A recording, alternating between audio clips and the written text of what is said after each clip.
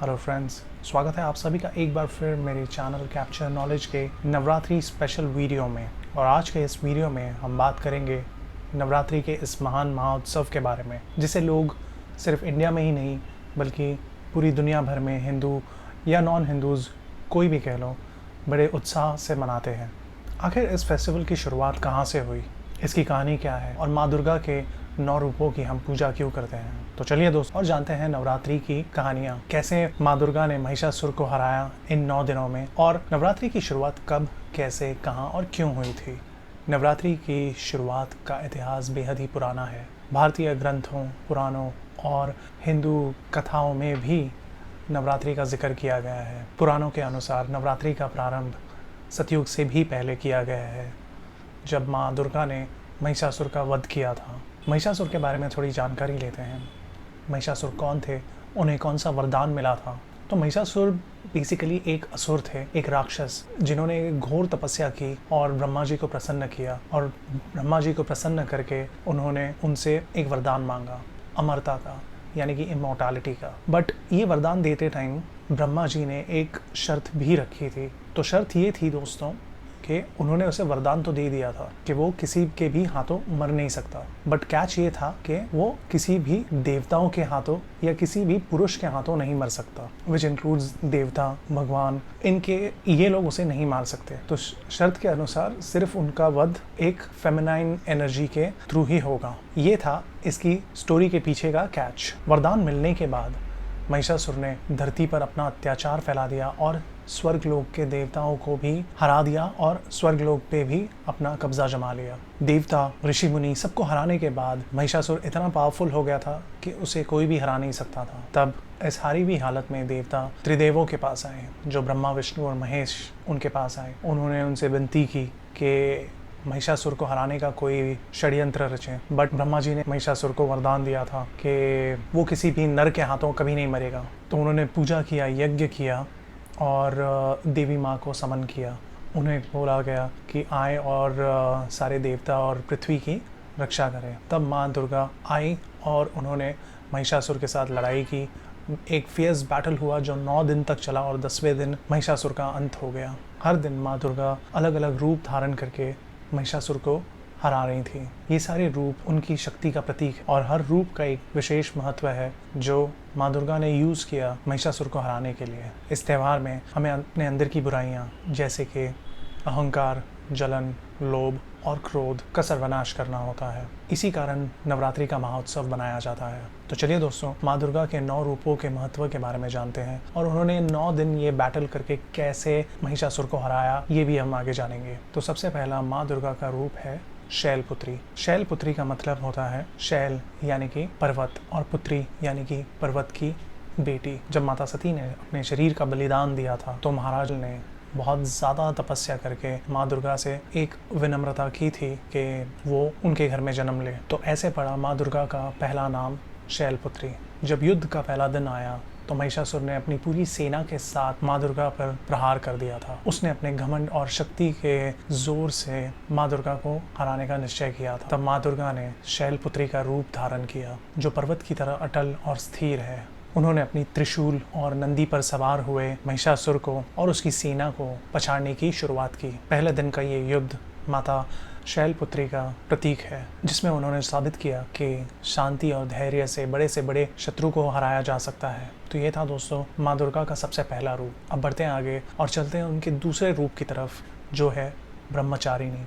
ब्रह्मचारिणी का अर्थ है तपस्या या ब्रह्मचार्य का पालन करने वाली। जब माँ पार्वती ने महादेव को अपने पति के रूप में प्राप्त करने का निश्चय किया था तब उन्होंने घोर तपस्या की थी उसके लिए। इस दौरान माँ दुर्गा ने ब्रह्मचारिणी का रूप धारण किया था, जो कि प्रतीक है त्याग और तपश्चर्या का। महिषासुर का मनोबल उसके अहंकार पर आधारित था और ब्रह्मचारिणी का जो ये रूप लिया था माँ दुर्गा ने, उसका सबसे मेन उद्देश्य यही था कि महिषासुर के अहंकार को कैसे कमज़ोर किया जाए। तब माँ दुर्गा ने तपश्चारिणी का रूप लिया और उन्होंने ये साबित किया कि शक्ति और शस्त्र से ही युद्ध को नहीं जीता जा सकता, बल्कि तपस्या और धर्म और आध्यात्मिक शक्ति भी युद्ध में महत्वपूर्ण योगदान देती है। और इन शक्तियों को देखकर महिषासुर का मनोबल कमजोर होने लग रहा था। तो ये था दोस्तों ब्रह्मचारिणी रूप माँ दुर्गा का। अब बढ़ते हैं आगे और तीसरे रूप की तरफ चलते हैं माँ के, और तीसरे दिन की तरफ चलते हैं, जो है माँ दुर्गा का तीसरा रूप चंद्रघंटा। चंद्रघंटा का मतलब है जो चांद जैसा घंटा अपने शीश पर धारण करती है। ये रूप की पूजा करने से साहस और शांति का आशीर्वाद मिलता है। महिषासुर के वध के दौरान माँ दुर्गा ने चंद्रघंटा ये रूप लिया था, जो कि एक योद्धा का रूप है। बट उनके सर पे एक घंटी लगी हुई थी जो शांति और सभ्यता का प्रतीक है। बट जब वो बजने लगती है तो इसका मतलब ये होता है कि शत्रु की मृत्यु नजदीक आ गई है। ये रूप धारण करने के बाद महिषासुर को तीसरे दिन तक लगने लगा था कि माँ दुर्गा को हराना मुश्किल ही नहीं, नामुमकिन हो गया है। उसकी सेना भी बिखर चुकी थी और वो मनोबल के लिए संघर्ष करने लग रहा था। तो ये था दोस्तों एक पावरफुल रूप माँ दुर्गा का, जिसे हम चंद्रघंटा कहते हैं। अब बढ़ते हैं चौथे रूप की तरफ, जिसे माँ दुर्गा ने कुष्मंडा के नाम से लिया था। कुष्मंडा का मतलब है वो माँ जो अपनी हंसी से धरती का सृजन करती है, और इनके नाम का मतलब है खुष्ट यानी कि हंसी, और अंधा यानी कि ब्रह्मांड की हंसी। महिषासुर का अंधकार, भ्रम और ज्ञानहीन अहंकार बहुत ही ज़्यादा बढ़ते जा रहा था। तब माँ दुर्गा ने कुष्मंडा का रूप लिया ताकि वो अपनी हंसी के प्रकाश से इस अंधकार को हटा सके। और ये रूप को देखते ही महिषासुर का जो अंधकार था, जो भ्रम था, और उसका अहंकार कंप्लीटली पराजित हो चुका था। ये रूप ने महिषासुर को बताया कि अहंकार और भ्रम से और अंधकार से जंग नहीं जीती जाती। तो जिस तरीके से माँ दुर्गा ने कुष्मंडा का रूप लेकर सारे संसार में प्रकाश फैलाया था, उसी तरह इनकी पूजा करने से भी हमारे जीवन में अंधकार खत्म हो सकता है, हमारा अहंकार खत्म हो सकता है, हमारा भ्रम खत्म हो सकता है, हमारे जीवन में प्रकाश भी हो सकता है। तो ये था दोस्तों उनके चौथे रूप के बारे में, माँ कुष्मंडा। अब हम आगे बढ़ते हैं और जानते हैं उनके पांचवें रूप के बारे में, जो है स्कंद माता का रूप। स्कंद माता का अर्थ ये है कि बेसिकली ये वो माँ है जिन्होंने भगवान कार्तिकेय को जन्म दिया था। दुर्गा माँ का ये रूप प्रेम, सुरक्षा और बलिदान के लिए जाना जाता है।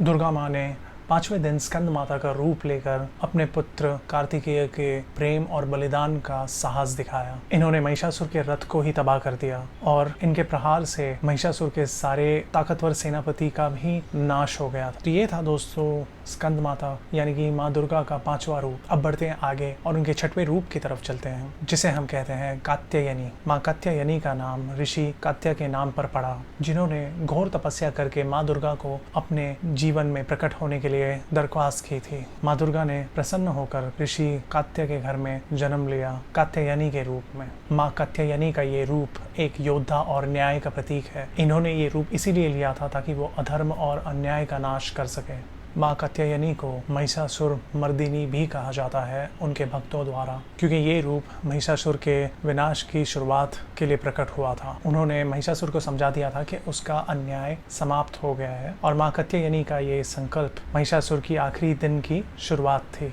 तो इस तरीके से छठे दिन माँ कात्यायनी ने एक संकल्प लिया महिषासुर को कंप्लीटली डिस्ट्रॉय करने का। तो ये था दोस्तों माँ कात्यायनी के बारे में, दुर्गा माँ के छठे रूप के बारे में। अब बढ़ते हैं अगले रूप की तरफ, जो कि सातवां रूप होने वाला है माँ दुर्गा का, जो उन्होंने सातवें दिन लिया था महिषासुर को वार्निंग देने के बाद कि उसके अंत की शुरुआत उस दिन से हो गई है। तो ये रूप था कालरात्रि का। कालरात्रि का मतलब है काली रात। जो गलत राह को अपनाते हैं, जो अधर्म के रास्ते पर चलने का डिसीजन लेते हैं, उनके लिए ये बहुत ज़्यादा भयानक रात होती है। सातवें दिन माँ दुर्गा ने कालरात्रि का रूप लिया। उन्होंने महिषासुर के रात्रि के बाद वाला रूप आता है महागौरी का, जो एक सुंदरता और शुद्धता का प्रतीक है। इनकी पूजा से मनुष्य का अंतर्मन पवित्र और शुद्ध हो जाता है। कैसे इन्होंने ये रूप लिया और कैसे महिषासुर का मनोबल हिल गया, आइए जानते हैं। महागौरी रूप में माँ दुर्गा ने अपना विराट रूप जो शुद्धता और पवित्रता से भरा हुआ है वो महिषासुर के सामने प्रदर्शित किया।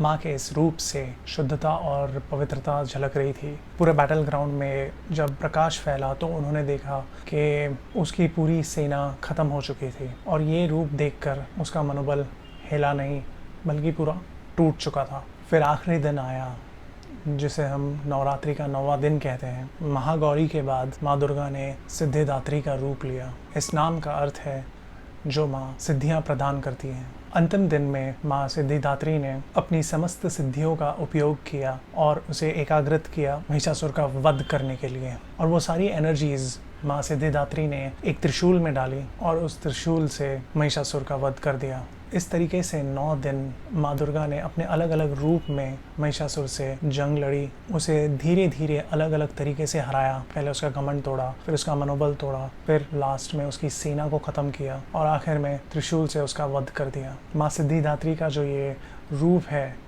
वो हमें अष्ट सिद्धि से इंट्रोड्यूस करता है। ये रूप हमें जीवन में सिद्धि और सफलता प्रदान करता है। तो दोस्तों, ये कहानी थी नवरात्रि के 9 दिन की, किस तरीके से उस डीमन को हराया गया 9 दिन तक लगातार लड़ाई करने के बाद। और 10वें दिन, जिसे हम विजयदशमी के रूप में भी मनाते हैं, जो कि एक जीत का प्रतीक है अच्छाई का बुराई के ऊपर। दोस्तों, ये 9 दिन का युद्ध सिर्फ महिषासुर के खिलाफ नहीं था, बल्कि हर एक वो व्यक्ति के खिलाफ है जो अंधकार का साथ दे रहे हैं, जो अधर्म की राह पर चल रहे हैं और जो अत्याचार को बढ़ावा दे रहे हैं। माँ दुर्गा का ये युद्ध महिषासुर के साथ हमें ये सिखाता है कि सही शक्ति और संकल्प के साथ हम बड़े से बड़े युद्ध को जीत सकते हैं और बड़े से बड़े दुश्मन को पराजित कर सकते हैं। आप सबको ये कहानी कैसी लगी कमेंट सेक्शन में ज़रूर बताइए। अगर ये वीडियो पसंद आया आप सभी को तो इसे ज़रूर लाइक कीजिए, मेरे चैनल को सब्सक्राइब करना ना भूलें और अपने दोस्तों के साथ ज़रूर शेयर कीजिए। मिलते हैं अगले वीडियो में ऐसी एक कहानी के साथ, तब तक के लिए धन्यवाद।